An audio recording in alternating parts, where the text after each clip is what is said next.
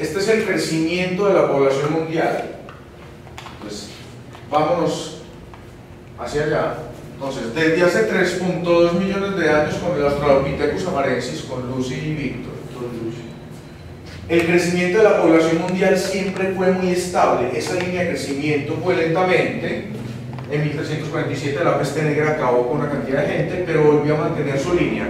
Y llegamos a 1850 con la primera cifra récord, y es 1.000 millones de habitantes en el planeta Tierra. ¿Qué pasa también con 1850? Hay un avance a nivel médico, con las vacunas, con un montón de elementos, entonces ya las enfermedades, entre comillas, pueden controlarse un poco mejor. Si no es la cura total, puede ser el tratamiento, entre comillas. Entonces, el flujo de la población aumenta mucho más. O la erradicación, porque la erradicación de gran parte de ellos. Exacto, puede ser la cura o el tratamiento. ¿Qué pasa con el crecimiento? Hay algo que nunca se había calculado, y es que desde 1850 a 1974, oiga bien, lo que se tardó 3 millones de años para que la población humana creciera hasta 1.000 millones, en solo 124 años se triplicó. De 1850 a 1974, 4.000 millones de individuos. Y de ahí pasa lo siguiente: de 1974 al 2013, lo que tardó 124 años se demoró 39 años.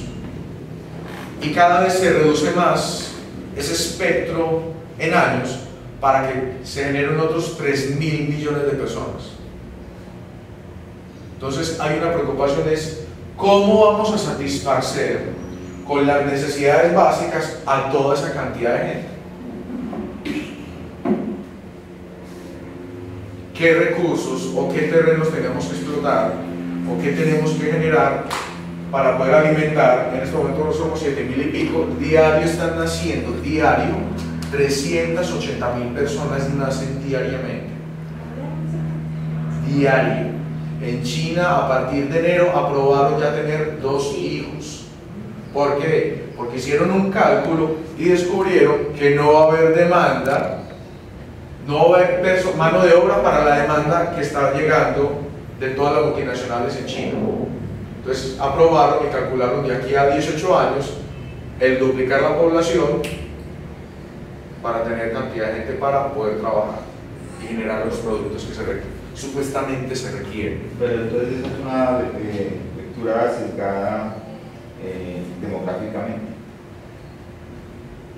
O sea, como si lo que hiciera daño es que existiera la vida de muchas especies, o que lo que hiciera daño es que una especie tenga tanta, digamos así.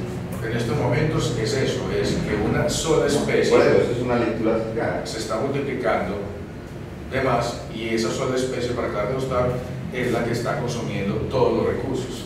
No, pero entonces ahí, a ver, si usted la hace por lo demográfico, es distinto a que usted la hace por el consumo. O sea, una cosa es que existan 7.000 millones de personas, sí, o más. Otra cosa son los hábitos de esas 7.000 millones de personas para que se genere lo que tú dices. Ah, bueno, ahí voy subiendo y ya voy montando cada uno de esos hábitos. Esta sería una lectura. Sí, esta es la general, por ahora solamente estoy hablando de crecimiento demográfico, sí, y lo que implica ese crecimiento demográfico. ¿Listo? De ahí nos vamos a un concepto que nace en el 83, pero lo ratifica las Naciones Unidas otra vez con el informe Brundtland. Miren, lo que hablamos al principio fue el concepto de sostenibilidad, con lo que dice la introducción. Esto ya es desarrollo sostenible, que es diferente. ¿Por qué? Porque estamos hablando de comunidad, estamos hablando de la población mundial y estamos hablando de todo lo que implica a nivel social. Entonces, satisfacer las necesidades de las generaciones presentes sin comprometer las posibilidades de las del futuro para atender sus propias necesidades. Es como nosotros hacemos un consumo responsable de, esos productos, de esa materia prima, sin perjudicar a las generaciones futuras, ¿cierto? Todo ese concepto de desarrollo sostenible se basa en 3 elementos, y este es el punto de partida con el que yo trabajo con los estudiantes, y es hablar de los 3 ítems que hablan de desarrollo sostenible, toda la parte de ecología, economía y sociedad. Cada producto, cada elemento debe estar mínimamente ligado a uno de esos 3, o a los 3, o a 2 de ellos. ¿Listo? Hay productos que pueden estar ligados con los 3.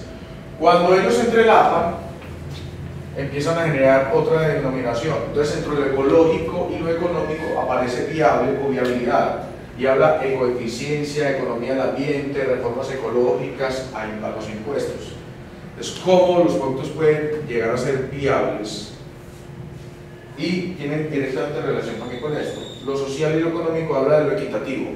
Cuando se habla de lo equitativo, no es que el desarrollo sostenible diga que todo el mundo va a tener la misma condición socioeconómica. Es imposible, ni aunque sea un país socialista, siempre van a haber niveles que diferencian los unos de los otros. Ética de los negocios, comercio justo, derechos humanos y de las minorías. Cuando se habla de la ética de los negocios, es que está pasando algo con las empresas, y lo siguiente: una multinacional saca una línea sostenible, pero ¿cuál es el problema con esa línea sostenible? Yo tengo el producto estándar y el producto sostenible. Este es mucho más costoso, pero para que sea realmente viable el desarrollo sostenible y equitativo, este producto debe tener un precio competente con este para que la gente empiece a salir de este, que es el que obviamente no funciona, sino utilizar este, ¿cierto? Y cuando hablamos de lo ecológico y lo social, aparece soportable: ambiente sano, educación, capacitación, justicia, normativa ambiental y equidad intergeneracional. Ahí se hablan de los derechos a los que tenemos todo ser humano, ¿cierto? Y eso habla de pedagogía, habla de que todo el mundo entienda cuál es su contexto. Vuelvo y les digo, nada de equidad, hablando de que todo el mundo va a tener como el mismo nivel económico. Estos son actualmente los objetivos del desarrollo sostenible de las Naciones Unidas. Hay mucha utopía que se maneja ahí también, son como ideales, muchos de ellos. En realidad no son proyectos, porque para mí es muy complejo con los intereses, las multinacionales, lo que manejan.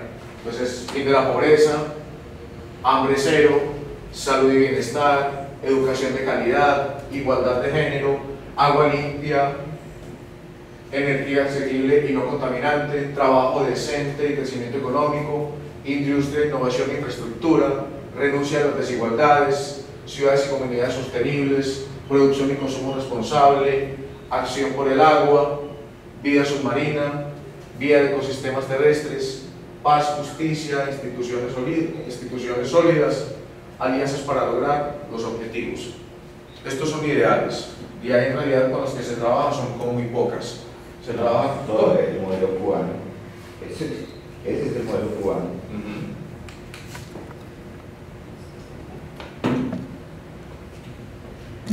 En el 87 sale esta señora que se llama Gro Harlem Brundtland, que era la primera ministra de Noruega, y crea un informe. Ella empieza a escribir, y lo que hace ella es enviarlo a todas las diferentes embajadas del mundo y empezar a comunicar. Ese informe se empezó a pasar a los gobiernos, y ella aceptaba propuestas de esos gobiernos sobre los aportes sobre ese informe de Brundtland. Se llamaba Nuestro Futuro Común, y este informe se utilizó por primera vez en término de desarrollo sustentable. Hay un término que siempre está en disputa, y van a encontrar cantidad de documentos que dice sustentable versus sostenible. Supuestamente el término real es sostenibilidad o desarrollo sostenible. El desarrollo sustentable habla de algo inmediato. El otro, que es sostenibilidad, habla de espacio y tiempo, es a más largo plazo. Entonces hablan de una diferencia entre lo que es eficiente, que es lo sostenible, y la eficacia, que es lo sustentable. Una cosa es la solución inmediata, otra es toda la proyección de esa solución de una forma eficiente.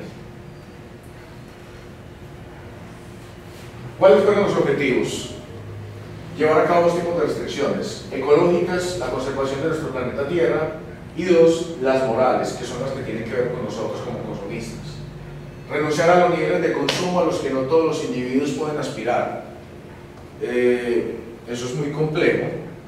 Yo siempre hago una pregunta a las niñas, y es, por ejemplo, Alejandra, ¿cuántos pares de zapatos tienes?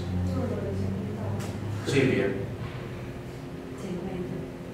50. ¿Y cuántos utilizas normalmente? Son 7 días a la semana. O sea, rotas todos los 50, no tienes 6 preferidos que son los que siempre, los otros están es que para ocasiones. Depende. Esta Silvia se me cayó con la teoría. Yo sabía que tengo que ser un 6 de moda. Depende del color que da. Ay, Dios. Nosotros en realidad compramos muchas cosas que no necesitamos y parte de nuestra vida cotidiana se basa en eso. Y el comercio también nos ayuda psicológicamente a que nosotros nos sintamos atraídos por comprar cosas que en realidad son triviales, en su mayoría. Crecimiento económico en los lugares donde se satisfacen las necesidades anteriores, es decir, en los países pobres. Hay un documental que se llama Home, Nuestra Tierra, que está en YouTube, es gratuito, y nos da una proporción de esa parte de crecimiento económico y la desigualdad. Actualmente, entre los 7.000 millones de individuos que somos, casi 2.000 millones de personas viven como se vivía hace 1000 años, sin los servicios de acueducto, sin electricidad, sin educación, sin salud. Toda esa cantidad de gente vive como hace 1000 y pico de años.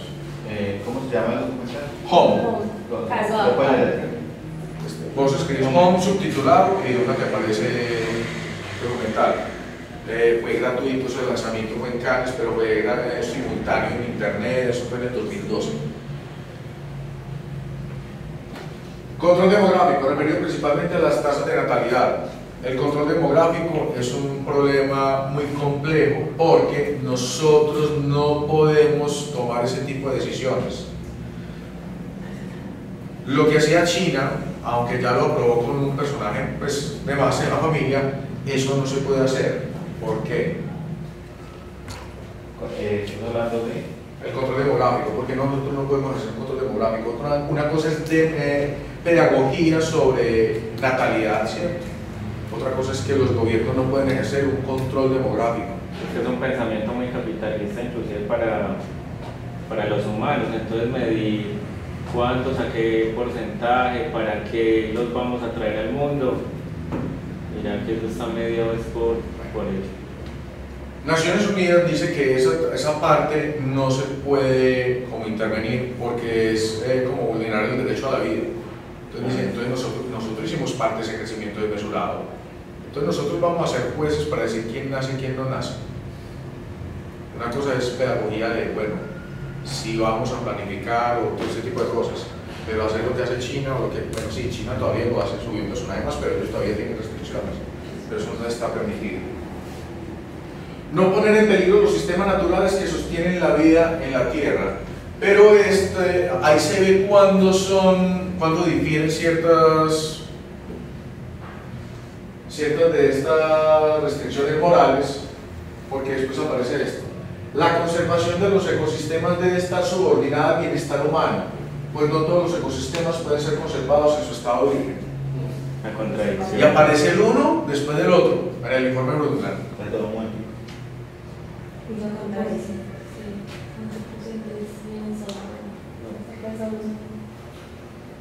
¿Por qué contradicción? A ver, es que de lo que estoy viendo ahí es que es como que es un planteamiento muy homogéneo y eso en todos los países no acontece de la misma manera. O sea, miremos la industrialización aquí de la industria internacional, lo que hace con los ecosistemas acá y que está mediando ahí. Y el primero dice no ponerlos en peligro, pero después viene que todos no se pueden conservar. ¿Por qué? Porque está subordinado al bienestar humano. Exacto, si produce, hay que ponerlo a producir.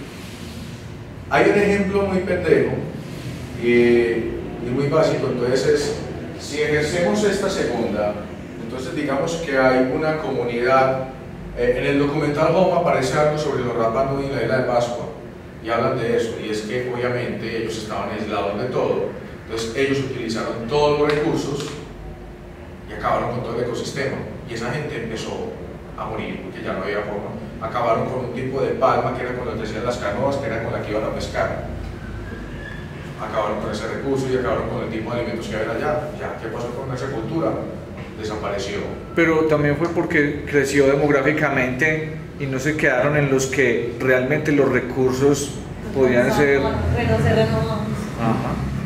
Lo que estamos O viviendo. sea, es innegable que, bueno, primero, que ahí hay una idea antropocéntrica, ¿cierto?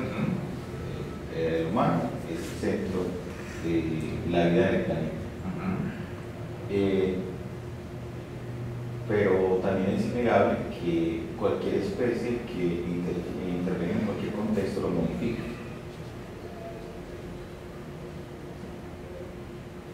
No me hago entender. No, dale. O sea, nosotros intervenimos el contexto Yo- natural. Sí, Cuando lo intervenimos, lo modificamos. pero es que nosotros lo modificamos con una intención muy materialista de Habría que como de habría que producción. replantear qué es bienestar humano en Eso, ese- en exacto, esa. eso. Porque ¿qué hay- significa bienestar humano en ese El contexto? cuento es, estamos explotando es para qué. Exacto, Eso. esa es la palabra. Porque los animales, si bien lo decís vos, intervienen en los ecosistemas o en estos ámbitos, pero bajo otras condiciones, lo necesario. ¿Hasta qué punto nosotros sí es sobre lo necesario? Porque- Mira, hay un ejemplo muy claro que está trabajando sobre una doble moral. Entonces, tenemos el biodiesel o el biocombustible. ¿Esa es a base de qué? Mi palma. Una es a base de palma y la otra es con granos, ¿cierto? ¿Para qué? Para que los carros ecológicos no utilicen hidrocarburos, porque es una fuente no renovable, entonces estamos utilizando biodiesel. Entonces, la doble moral de ese contexto es lo siguiente, es que cada vez se acaba con más tierra virgen en Amazonas para generar más cultivos de ese tipo de palma de aceite y para ese tipo de grano para poder abastecer esos carros y todo ese movimiento ambientalista que habla de que es una consumo más sano. ¿Cómo? Pero ese movimiento no es ambientalista. ¿Qué es? ¿Ah? Eso es económico, Industria. es industrial. Pero ya digamos es que se ambientalista. vende como Exacto, tal. es que Se no es vende como- ambientalista. como- Por ejemplo, estoy hablando que es una doble moral. Sí, se vende como amigable con el ambiente, pero Exacto. realmente se está haciendo Pero- cultivo para tomar. Es más, O sea, todas usted las lo pone demás. como parte del movimiento ambientalista, yo me tengo que quejar. Pero te estoy hablando que es una doble moral, por eso mismo. No Es lo como es. lo que está pasando, mira que en Facebook cada rato sacan que fulanito en Alemania encontró la forma en que los carros se puedan movilizar no con combustible sino con agua. ¿Cierto? ¿Qué pasaría entonces con el agua? Donde dijéramos vamos a cambiar el consumo de petróleo con lo que se movilizan todos los automotores y ya se mueven con agua. ¿Qué pasaría con el agua? Pero es que el agua surge hasta por condensación, no sería tan mal el efecto. Porque igualmente lo que botan los autos que están con agua, es vapor de agua. El problema es los intereses económicos que empiezan a trabajar esa parte. el monopolio de Hace la- 4 años, hace 4 años, el presidente de Nestlé propuso privatizar el agua y que él lo administraba, el agua a nivel mundial, y que ellos lo administraban, Nestlé propuso eso. Y en el 2005 empezaron a vendernos botellas de agua, con agua. Sí, No, más antes, como en el 80. Bueno, los garrafones grandes sí. Pero más por portátil y por condiciones de ciertos lugares, pues sí, eso está a finales del 80. El uso de los recursos no renovables debe ser lo más eficiente posible. Ese control tampoco lo tenemos, ¿cierto? Lo que hay es una medida a largo y corto plazo de esos recursos. O sea, cuánto dura el petróleo en tal parte, lo que está pasando con Dubái, las reservas que hay en Siberia, las reservas que tiene Estados Unidos en Alaska, todas son unas medidas de lo que está manejando el mercado mundial. Entonces, en realidad no es tanto por el uso de los recursos de una forma cuidadosa, sino es cómo nos beneficiamos cuando los árabes pierdan ya ese recurso. Bueno, el agua es un recurso renovable y no renovable. ¿Acorde qué? Acorde a la geografía de cada nación o cada elemento. Una cosa es decir, por ejemplo, dentro de una sola nación hay esas dos condiciones. Por ejemplo, una condición es Antioquia, donde el agua por ahora es renovable. ¿Por qué? Porque todavía se cumple su ciclo hídrico, ¿cierto? Pero hay lugares en Colombia donde ese ciclo hídrico no se cumple, entonces el agua cada vez se reduce. O se interrumpe al quitar la selva por poner pastos para el ganado. Sí, yo por ejemplo en La Guajira, con el río Luno, todo ese recurso hídrico lo quitaron ya. Bueno, cada vez que hay una cumbre de estas va aumentando la participación de países. ¿Por qué? Porque sí ven que es un problema de todos. Entonces en el 92 surge la cumbre de Río. En esta participaron 178 gobiernos, 2.400 representantes de organizaciones no gubernamentales y empieza a ser una reunión de carácter consultivo. ¿Qué es? Se genera una cantidad de preguntas, se traen una cantidad de ponencias y ellos hablan de, bueno, cuáles podrían ser las posibilidades o las posibles soluciones a esto. Entonces los temas tratados fueron escrutinio sistemático de patrones de producción, especialmente la producción de componentes tóxicos como el plomo, la gasolina y los residuos contaminantes. Recuerdan en los 90 que de un momento a otro ya uno le decía, ya esta gasolina sin plomo, y que era un poco más caro porque el tratamiento que le debía hacer a la gasolina era especial, para que las emisiones de los carros contuvieran menos metales pesados. Fuentes alternativas de energía para el uso de combustibles fósiles. Desde eso miren que empezamos a ver que los carros con paneles solares, diferentes usos, el biodiesel, es como esa búsqueda de los carros eléctricos. Apoyo al transporte público para reducir las emisiones de los vehículos, la congestión en las ciudades y los problemas de salud causados por la polución. Este tema es muy importante y hay ya mucho trabajo sobre movilidad sostenible. Entonces hay un dicho que dice que una ciudad civilizada no es en la que cada individuo pueda tener un carro, sino en la que todos los individuos de todos los estratos se pueden movilizar en transporte público. De eso hablan de ciudad civilizada. Entonces empiezan a mostrar esas tablas de cantidad de carros en una cuadra, acorde al estrato, con respecto a un bus. ¿Cuáles son las emisiones de un bus que transporta 50 personas a 50 automóviles en una sola zona? ¿Cierto? Aparte de eso, la congestión, el caos, los flujos que empieza a generar dentro de las ciudades. La creciente escasez del agua, que ya habíamos hablado de ello. Esta es muy importante. Este es el protocolo de Kioto en 1997 y habla sobre todo de las emisiones de efecto invernadero. Todo el tipo de automotores, las fábricas. Entonces, ¿cómo se empieza a controlar eso? Entonces, hubo un compromiso firmado de casi todos los países, menos 3. Estados Unidos, Somalia y Afganistán. Somalia y Afganistán no tuvieron posición porque ellos en los 90 tenían como que bastantes problemas, todavía lo tienen. Y Estados Unidos firmó, pero rechazó esa ratificación. ¿Por qué? Porque Estados Unidos no puede comprometerse con eso, ¿cierto? Aún así la solución no era inmediata. La propuesta es que toda esa proyección de las emisiones era a 12 años. Por ejemplo, en Japón la están empezando a trabajar, fue en el 97 y la empezaron a aplicar en el 2009.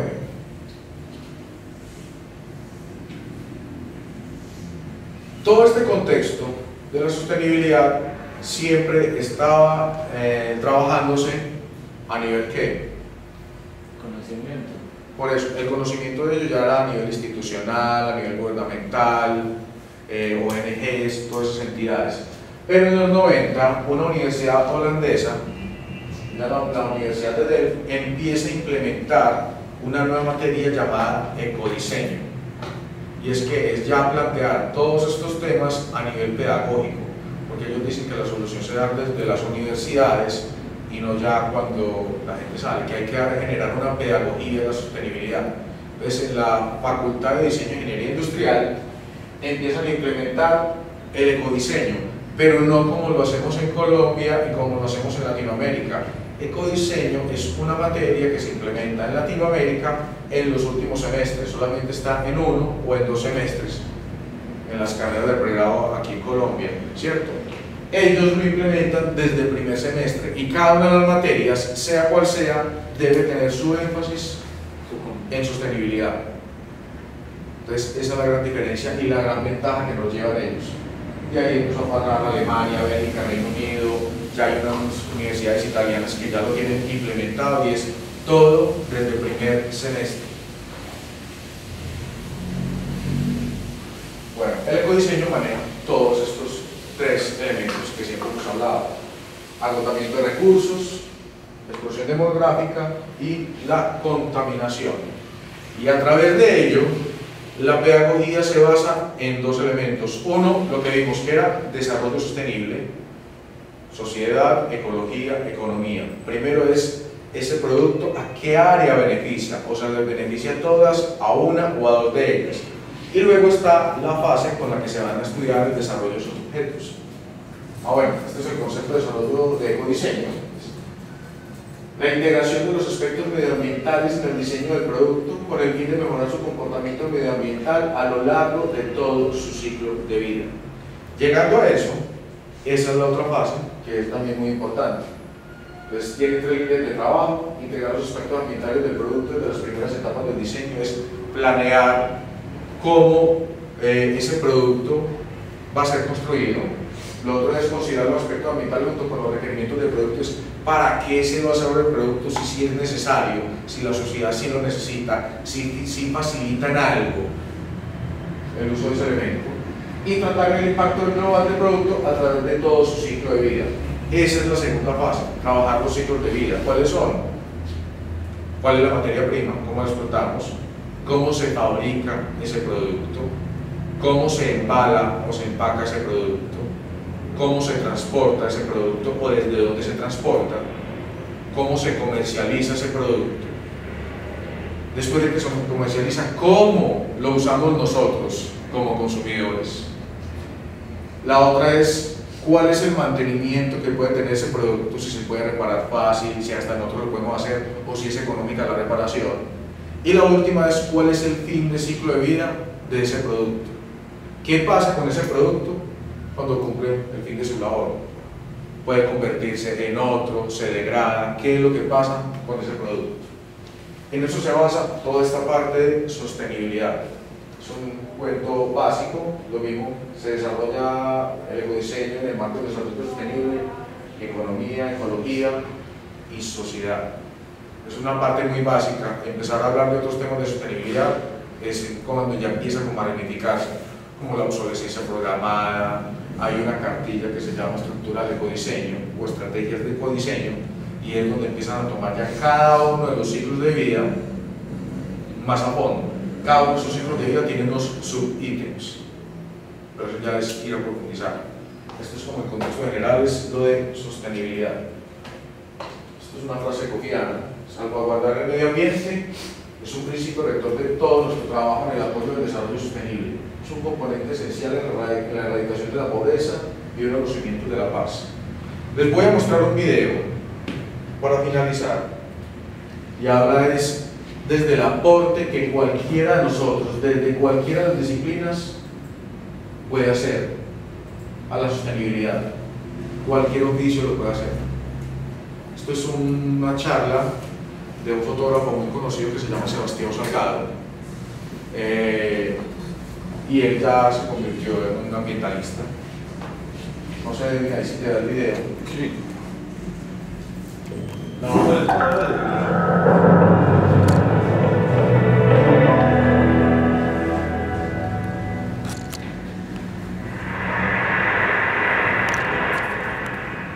I'm not sure that I'm a person here that is familiar with my picture. I want to start to show just a few pictures to you, and after speak.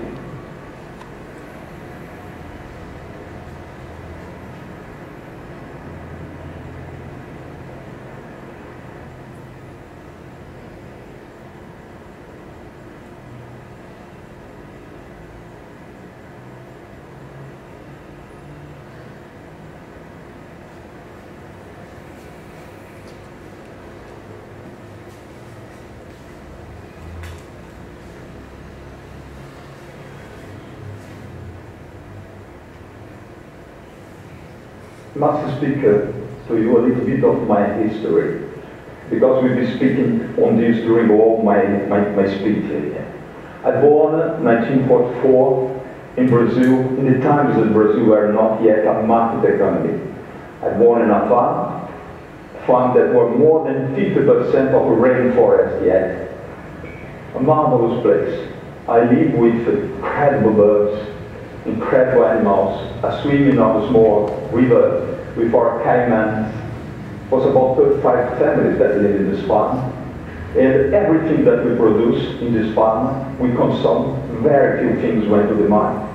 Once a year, the only thing that went to the market was the cattle that we produced, and we made the trips of about 45 days to reach the slaughterhouse, bring thousands of head of cattle, and put about 20 days traveling back to reach our farm again. When I was 15 years old, it was necessary for me to leave this place, to go to a little bit big town, much big, and where I did the second part of secondary school. There I learned different things. Brazil was starting to urbanize, industrialize, and I knew the politics. I became a little bit radical. I was a member of leftist parties, and I became an activist. I made my university, I became an economist. I made a master's degree in economy. And the most important thing of my life happens also this time. I met an incredible girl that's become my best friend all my life long, and my associate in everything that I did till now. My wife, Leia Walid Salgado. Brazil radicalized very strong. We fight very hard against the dictatorship. In a moment was necessary to us, or go to the clandestinity for a weapon in the hands, or leave Brazil. We were too young, and our organization thought that the better was to us to go out. And we went to France, where I made a PhD in economics. Leia became an architect. I worked for one investment bank. We made a lot of trips, finance development, economic projects in Africa with the World Bank. And one day photography made a total invasion in my life. I became a photographer. Abandoned everything, became a photographer. And I started to do the photography that was important for me. Many people said that there were photojournalists, that were anthropologists, photographers, that were activist photographers. But I did much more than that. I put photography as my life. I live totally inside photography, doing long-term projects. And I want to show you just a few pictures of, again, that you see inside the social projects that I went, published many books on these photographies, but I just show you few ones now.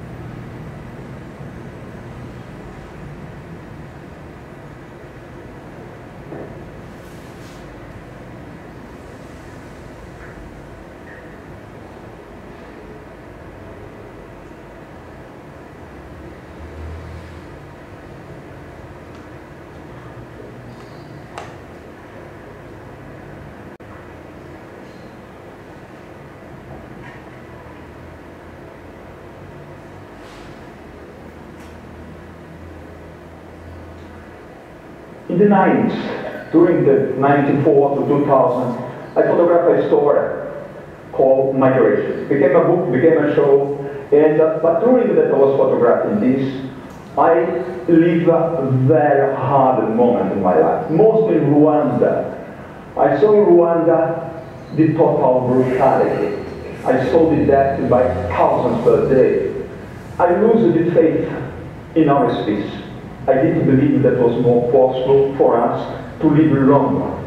And I started to be attacked by my own staphylococcus. I started to have infection everywhere.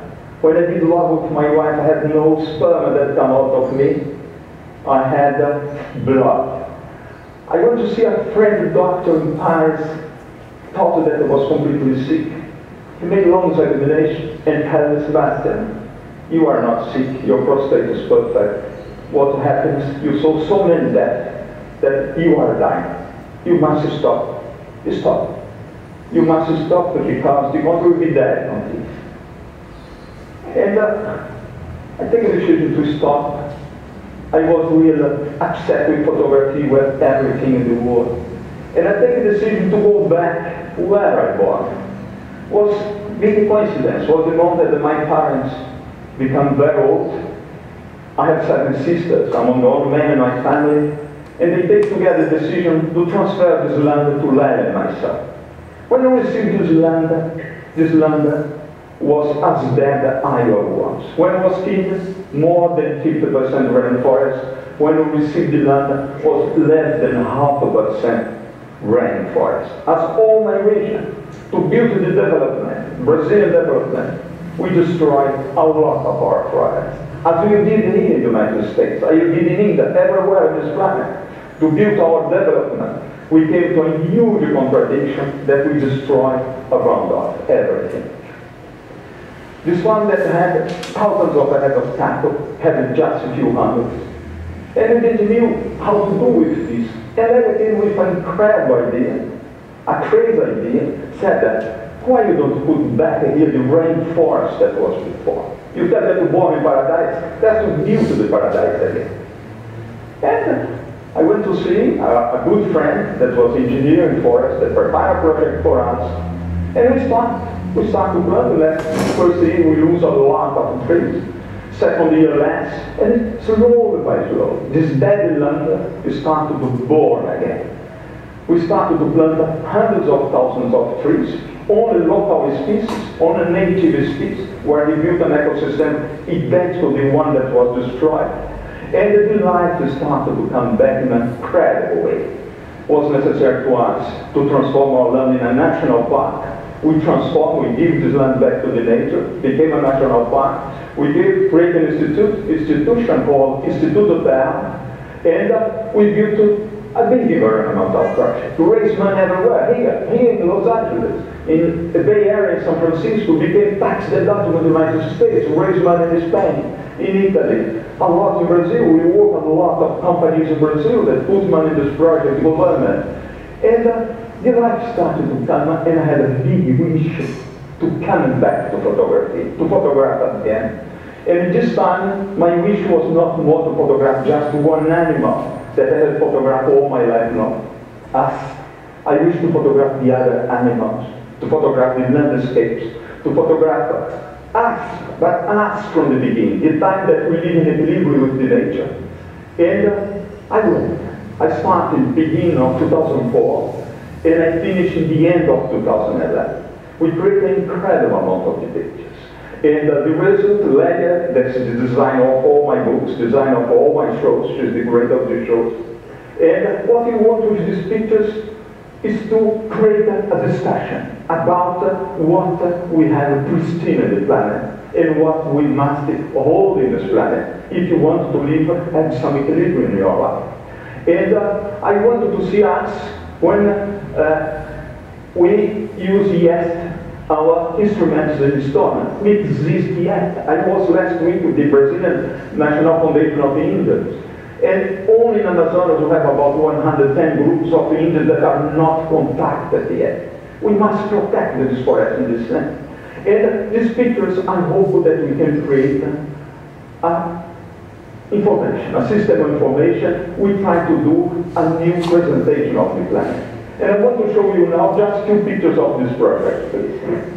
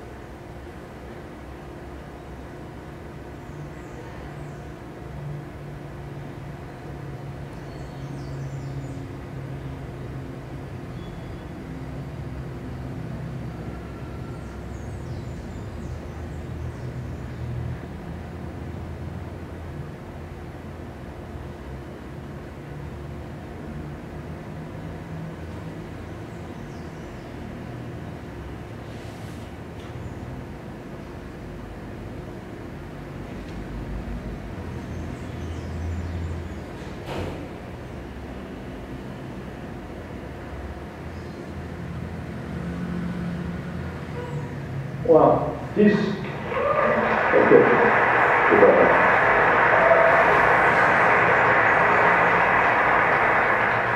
This is what we must find hard to hold like it is now. But there is another part that we must together to rebuild. To build our society, our modern factory society. We are in a point that we cannot go back. But we create an incredible contradiction. To build all this, we destroy a lot. Our forests in Brazil, the Atlantic forest that is the size of California, is destroyed today 93%. Here, West Coast, you destroy your forest. Around here, no, the redwood forests are gone. One very fast, disappeared. Coming other day from Atlanta here 2 days ago, I was flying over the deserts that we made, we provoked in our hand. India has no more trees, Spain has no more trees. And we must rebuild this forest. That is the essence of our life in this forest. We need to breathe. The only factory capable to transform CO2 in oxygen are the forests. The only machine capable to make the capture of carbon that we are producing, always, say we reduce them, every activity that we do, we produce CO2, are the trees. I put the question 3-4 weeks ago, we saw in the newspapers millions of fish that die in Norway, a lack of oxygen in the water. I put myself the question in that moment, we will not have a lack of oxygen for all animal species, our included, that will be very complicated for us. For the water system, the trees are essential. I give you a small example that you understand very easily. You have the people that has a lot of hair in your head. If you take a shower, take you 2-3 hours to dry your hair if you don't use a dryer machine. Me, 1 minute is dry. The same with the trees. The trees are the hair of our planet. When you have a rain in a place that you have no tree, just a few minutes, the water will rise in the stream, bring the soil, destroying our water source, destroying the rivers, and no humidity to protect. When you have the trees, the root system hold the water. All the branches of the trees, the leaves that come down, create a humid area, and they take months and months of the water, go to the rivers, and maintain our source, maintain our rivers. This is the most important thing when we imagine that we need water for every activity in life. I want to show you now to finish just a few pictures that for me is very important in that direction. You remember that I told to you when I received the farm of my parents, that was my paradise. That was the farm. Land completely destroyed, the erosion there, the land dried, no? But you can see in this picture, we were starting the construction of educational center that became a quite large educational center, environmental center in Brazil. But you see a lot of small spots in this picture. In each point of these spots you have planted tree. There's thousands of the tree. Now I show you the picture made exactly in the same point 2 months ago.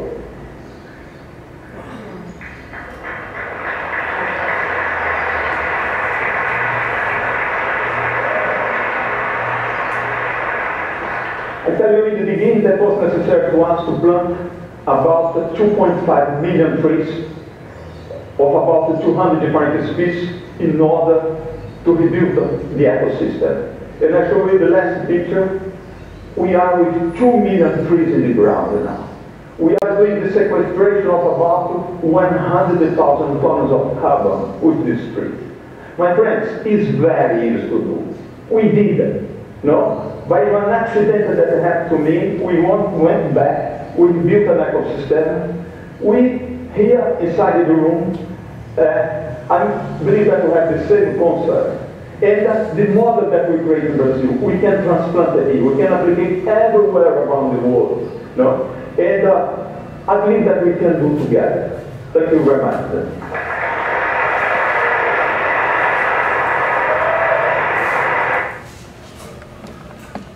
Este video era como para rematar, y es que cualquiera, desde cualquier disciplina, puede aportar algo.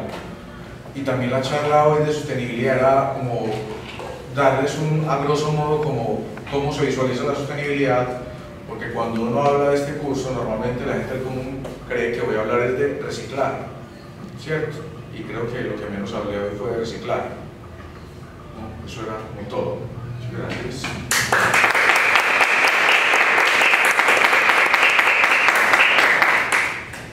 Estuvo nominado al Oscar el año pasado por un documental que se llama La sal de la tierra. Eso decía decir, la sal de la tierra, para que lo vean, está en internet gratis, Sí, lo pueden ver. se llama La sal de la tierra. Súper fácil.